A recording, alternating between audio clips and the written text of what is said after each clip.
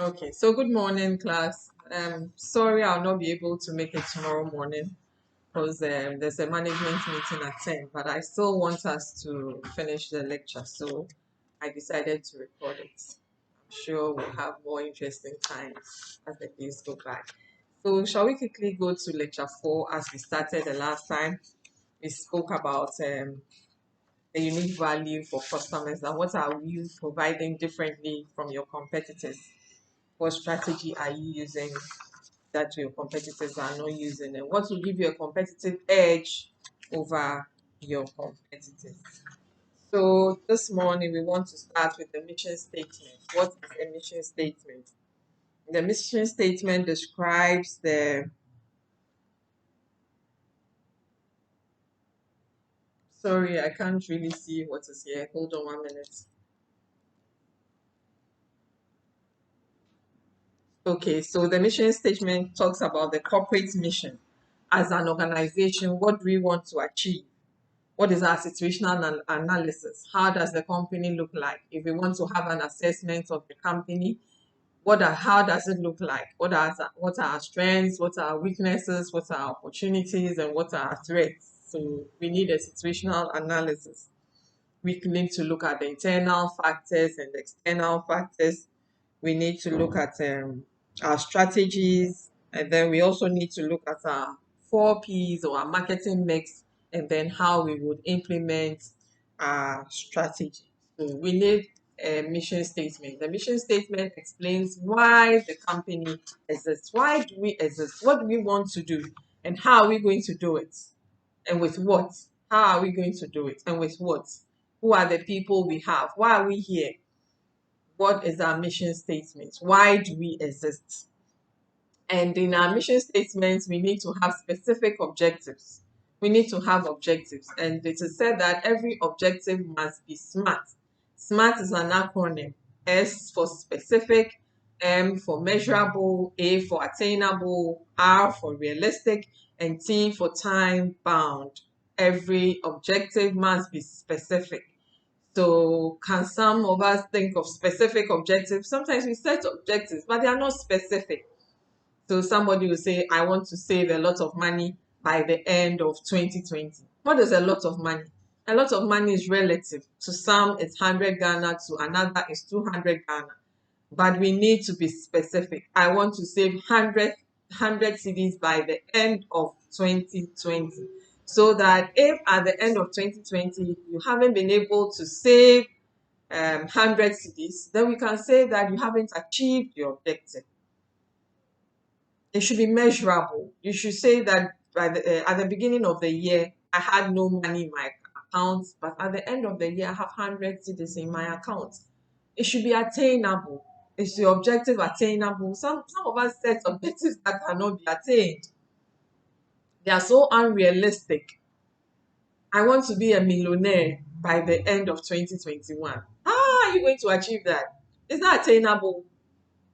How are you going to achieve that? And therefore, we become so devastated when at the end of the year we are not able to achieve our objectives. And then our objectives must be what? Time bound. An objective must be time bound. It must be set within a stipulated time frame. So you can say that I am here to pursue a 4-year degree program, time bound. It is 4 years. So when you are coming to school, you know I'll be in school for 4 years, time bound. If for any reason you are not able to finish, at least it is time bound. We all know that at the end of 4 years, you should come home with a degree. So our objectives must be time bound. So these are the characteristics of a good objective. So if we want to align our company and marketing objectives, we should be able to come up with specifics. So we have our company objective, which is saying that increase profitability by 6%. You realize that it's very specific. It didn't say increase profitability over the previous period. No, it says increase profitability by 6%, so that at the end of the year, we should be able to say that, oh, our profitability has gone up. Even if it has gone up to 10%, at least we know that we've been able to achieve our objective, which is 6%. That we have done. That we have done. Okay, so then from the company's objectives, we can break it down and set our marketing objective. You can see that it's very, very specific from the slide. Increase sales of star product 30%. Introduce 2 new products. Introduce major enhancements in 2 product lines. Bring 2 new distribution partners on board. Very, very specific. So that at the end of the day, if we are able to bring only one, we know that we were not able to achieve our objective. Then we come up with our marketing planning process. Our marketing planning process. So we have our corporate mission, we have our situation analysis where we look at our internal factors, where we look at our strengths and our weaknesses. Then we look at our external factors as well, opportunities and strengths. Now, opportunities and threats, sorry. Now let's dwell a little bit on our situational analysis, internal factors. So you are a company and you want to do a SWOT analysis or a situational analysis. SWOT is an acronym for strength, weaknesses, opportunities, and threats. So, what are your strengths as a company? And what are your weaknesses as a company? What are the opportunities available to you? And what are the threats? Even before we move to the company, let's look at ourselves. What are our strengths? Do you know yourself? Do you know what your strengths are? Think about it. If I were in class, I'll ask a few of us to tell us what their strengths are. What your strengths are. What are your strengths? Some of us are very good at writing. That is a strength.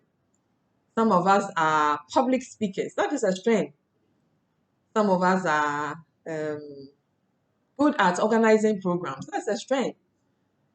Some of us are talented when it comes to dancing. That's a strength. Singing. That's a strength. So what are your strengths? Your strengths help you to achieve your goal or your objective, your mission in life. What are your strengths? Think about it. Some of us have infectious smiles. That's our strength. Some of us are warm. Some of us are hospitable. Some of us can talk and talk and talk and talk. I remember listening to Johnny Hughes, and he said that he identified very early as a young child that he could talk and talk and talk and talk and go on and go on. And therefore, it influenced his choice of a career because what he does is to talk and he enjoys it. If you are not a people-centered person, you can't be a teacher. You can't be a lecturer because every time your students will get on your nerves. Every time. Every time. So who you are influences your choice of career.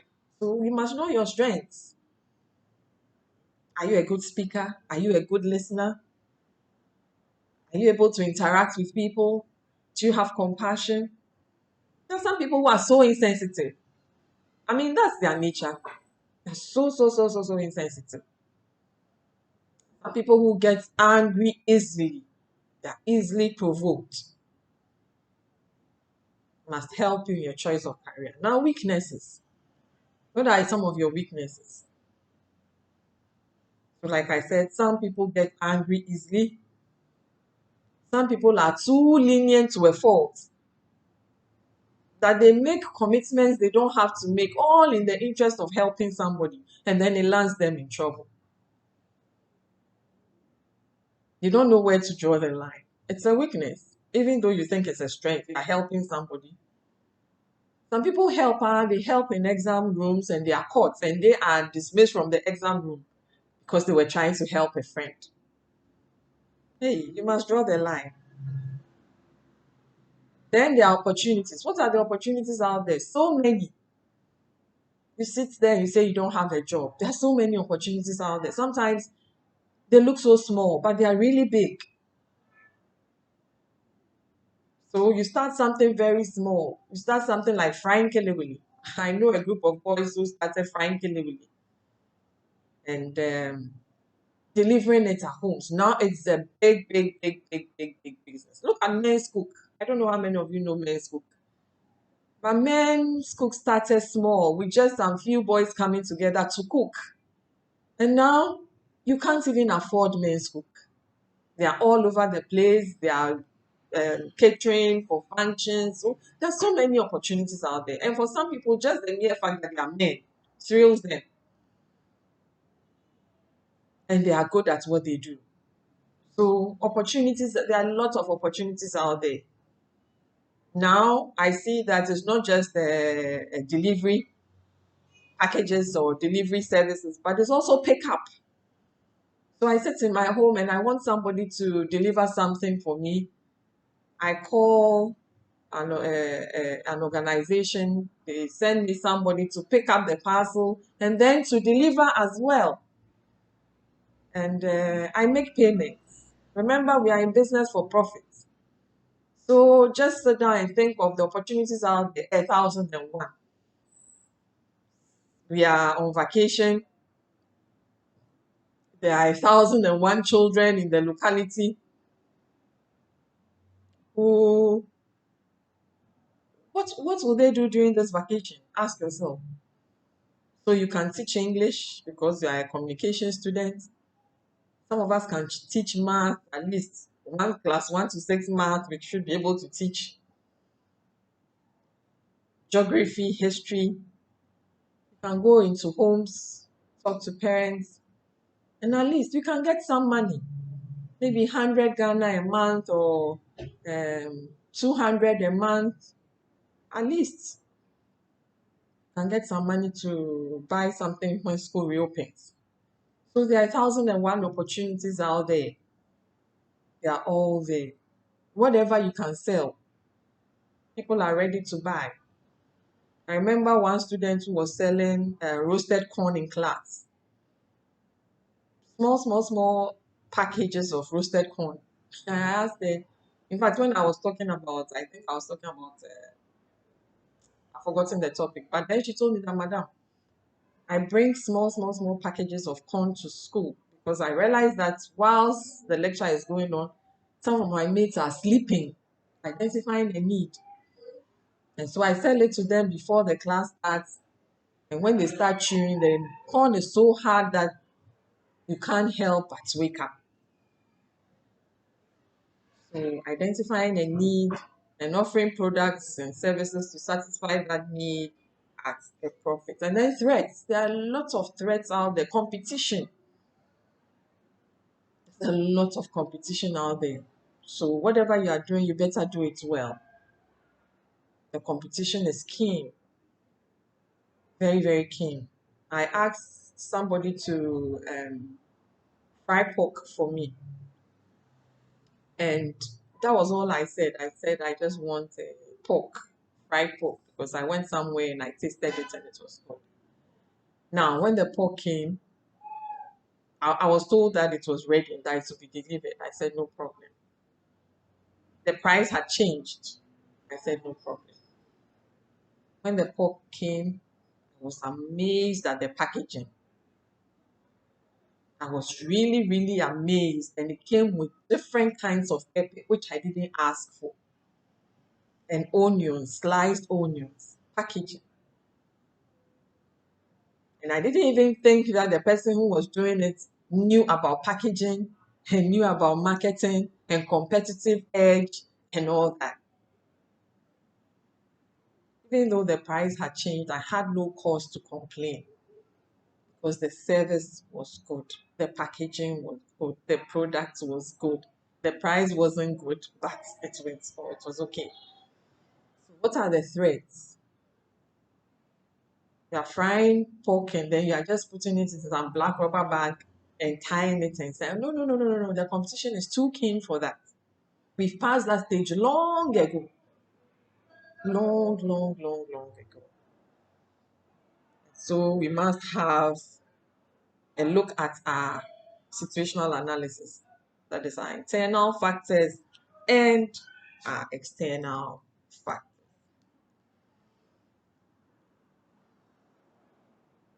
So we must look at our corporate strategy, which we have spoken about already, our objectives and tactics. And then we must look at our marketing mix as well and how we would implement it and evaluate it.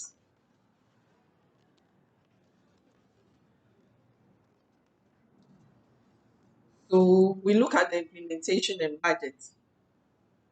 The marketing department must always come up with a budget to allocate expenditure to the components of the marketing mix. So how much would it cost to have a promotion?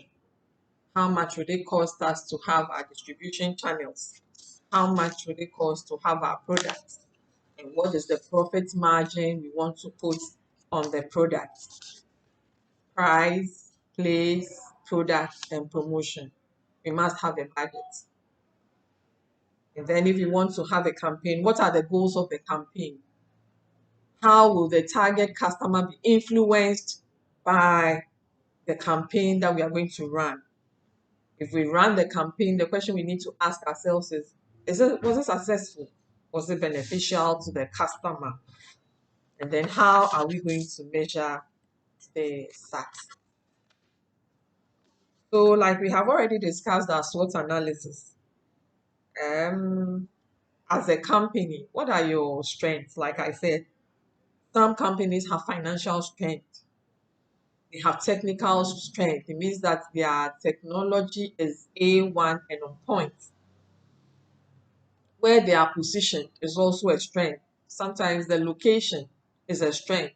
People will definitely come because of where you are positioned. And so people look at location in setting up their companies or in siting up their companies. People are interested in where they will be located because it is also an advantage you have. Then your human resource, the kind of people you have, are they qualified? Are they highly qualified? Are they young? Are they middle income? Are they smart? That can also be a strength. Then your product line, what are you into? What exactly are you selling and what are you into? Then your opportunities. Your opportunities, what are the opportunities available? The threats. There are other aggressive marketing strategies going on out there. People are highly competing against your product. People are reducing prices. That is a threat. So you can look at it. Some of us are technology is aging. Some of us, the company, if you come, we don't have state-of-the-art equipment. We are still stuck to old technology. We are still stuck to the old way of doing things.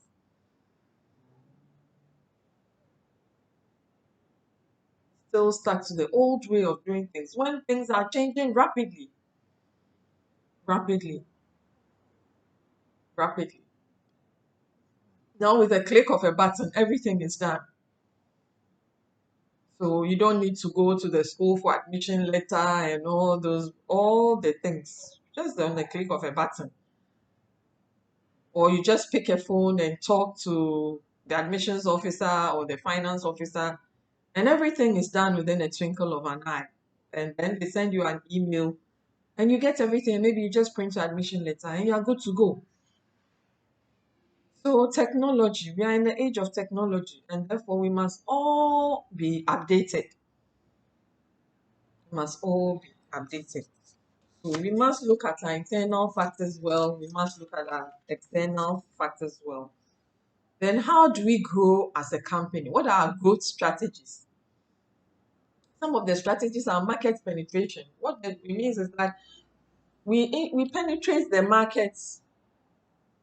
We penetrate the market. It means that we enter into the market with it's usually with low prices, but we are not running at a loss too. But we are not making profits. We are just breaking even. So we penetrate the market. So let me give you an example of a product that penetrated the market. This way chocolate drink. This way chocolate drink came onto the market at a very low price.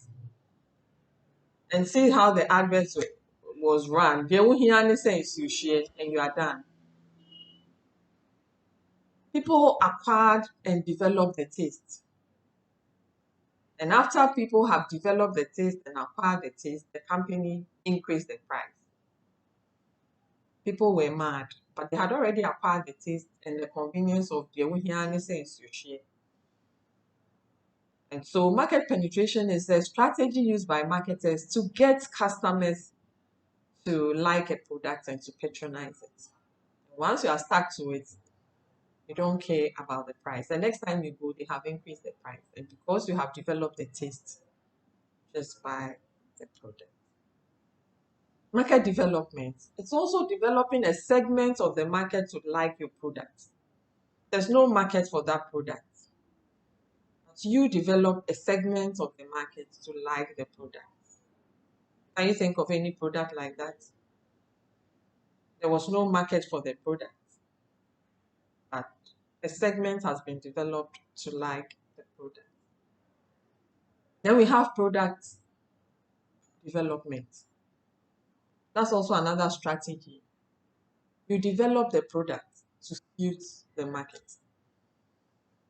So now I go to the shops and I see fan ice, and I see that it's 2 flavors in a pack, in the container. So you have chocolate and then you have vanilla. That's product development, extension of product line. Because you realize that sometimes people want a little of this and a little of that. But because there's none, they have to buy 1 2-liter vanilla of ice cream and then another 2-liter of chocolate. Now, that may be too much. I think it's about 35 cedis, if I'm not mistaken. Having said I want to spend 70 cedis on ice cream, but what we have out there, I think it's 1.5. I'm not too sure. But you have a little half being chocolate and half being vanilla, or half being vanilla and half being strawberry. I mean, that's what I have seen so far. I haven't seen the other flavors. So that is product development, modifying the product, bringing up new attributes of the product to suit the market. All these are growth strategies. They help the products grow, they help the company. Then we have diversification. That one, the company moves totally from what they produce into another product. Can you think of a company like that? Maybe they are producing, no example comes to me readily, but just think of a company that totally moves out of its domain into another product. That's diversification. They divert completely to something else. And each strategy calls for a different level of risk. Each strategy calls for different. So what is a buyer persona? They are the representations of an ideal customer that helps the marketer to understand the current and potential customers better. So the buyer persona helps the company to understand customers better. So your behavior, your personality helps the company to understand the current customers better. How do you behave? I think I told you about behavioral patterns of customers. Customers have behavioral patterns, and we just know that by observation. So you observe that Samantha comes into this shop every time, and when she comes to buy only bread because she wants fresh bread. So sometimes when I just get there, they bring me bread, knowing that is what I want. Behavioral patterns. Other times they know that, oh, today she's coming to shop. Behavioral patterns. And some of us or customers just get addicted to one particular brand. Maybe because they know the brand performance and all that. They just get addicted to one brand, how the brand will perform. And so every time they go, it's Milo. It's not Rich Choco, it's not Chocolate, it's not any other. It is Milo. For them, it's Milo, and that's it. For another, it is dark bar soup. It's not about pea soup. So how the brand or the product performs. That leads us into building customer relationships. I think that we have spoken at length about customer relationships already, where we seek to create meaningful communication with our customers by applying customer data. we seek to um, we seek to build meaningful relationships with our customers. So that brings us to the end of lecture 4.